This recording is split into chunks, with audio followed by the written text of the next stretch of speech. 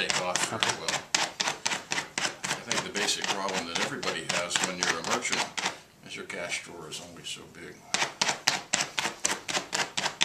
Alright, so here again using ink balls, and if you haven't passed that one around, you're certainly welcome to do that. The materials are wood, sheepskin, and wool. And do pass it back to the young Miss Mackie. I don't think you've seen it either. So if you're new to the room, some other things that you can handle besides the printed copies is we've got just a few letters in the lowercase there. It should be a T, H, E's, space for you to handle. And you've been in it for a while. Have any of you figured out why some letters are uppercase, others are lowercase? And you know what the terms actually refer to? Do you know? I think you're deeply in there. Why they are lowercase and...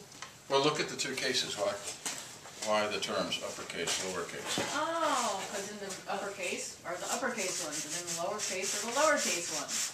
All right, so we have names, uppercase and lowercase, simply because one case is physically higher than the other.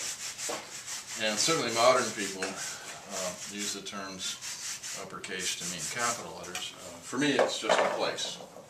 And sure, capitals are up there, but pretty much everything in the uppercase is used only seldom.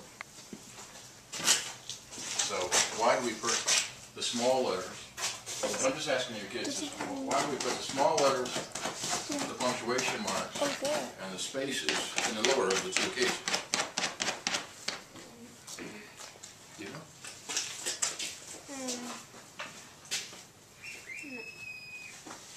Well, think for a moment.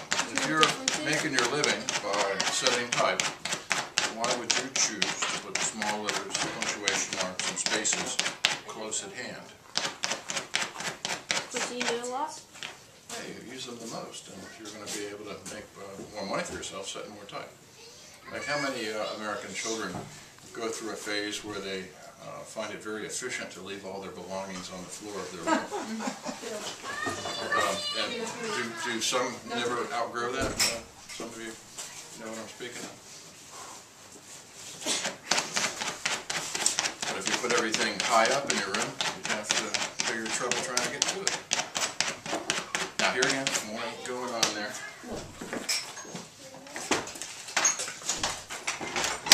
Let's just get one side of the page. Now this kind of is not going to be useful. I inked up for side one. I just put an enormous amount of ink on the letters. And so, in fact, let's do this. Let's move this over here.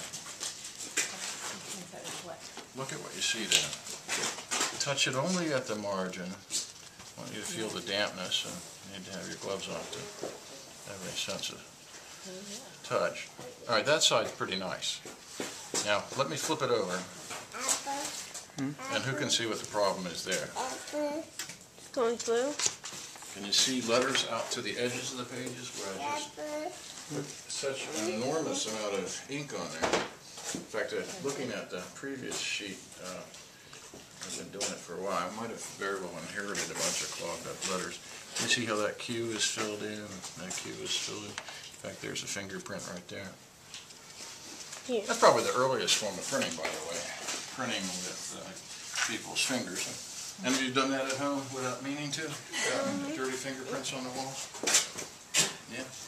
What do you do with the paper that doesn't come out well? Do you recycle it? I use it as a waste sheet right now. These are ones that had been used yesterday, but dried overnight. We can reuse wastage in this kind of capacity to make the frisket. Pasteboards, pretty commonly made in America, the first half of the 18th century. Think of it as paper mache, but a board-like material that would be used by bookbinders for the covers of the book. I mean, in ancient times you'd have wooden boards, and then you go into these pasteboards, which are laminates of paper, and then you go into something that's called a millboard. And a millboard, you're all familiar with, tends to be the cracker boxes and cereal boxes of the world that you live in, recycled newspaper product. Now, what's going to happen in the near future as newspapers diminish? So you understand what America is. More trees. Well, we're having to have started to experience this at home where more people are reading books electronically. There's less and less consumption of paper in the United States. And an hour south of us is a community in Virginia where, even as we speak, they're closing their paper mills. So 1,100 people are going to be out of work. And it's simply because they made paper for copiers, and people are using copiers far less. Now, that last copy was richly inked. This one is going to be less so. I've taken a very little new ink. And here again, if you haven't yet touched it, I've got an ink ball with There you go. actual ink on it. There you go. Black is not our only color. If you look above the lady's head there, pasted up on above the fireplace there, you can see a couple of theater bills done in red and black. And ma'am, do watch your ankles there. There's hot coals on that oven there. Thank you. Bye-bye.